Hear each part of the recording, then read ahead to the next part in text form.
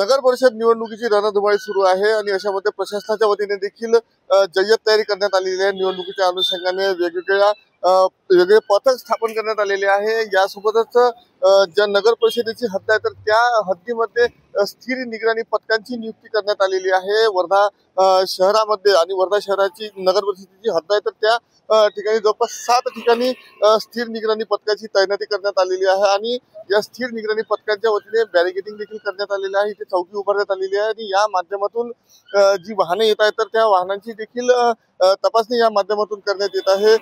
जी चारचाकी वाहन आहे किंवा इतर वाहन आहे तर ती वाहन पोलिसांच्या वतीने आणि जे पथकामध्ये समावेशित कर्मचारी आहेत त्यांच्या वतीने थांबून अशा वाहनांची तपासणी देखील करण्यात येत आहे। आणि एकूणच वर्धा नगर परिषदेच्या निवडणुकीच्या अनुषंगाने प्रशासनाच्या वतीने तयार करण्यात आली आहे।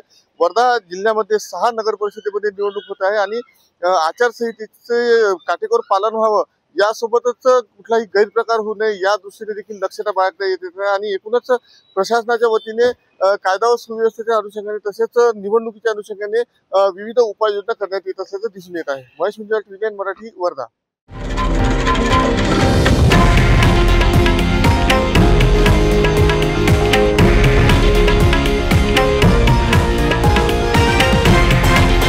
हे आहे देशातील नंबर 1 न्यूज नेटवर्क आणि आपण पाहत आहात TV9 मराठी, एकमेव।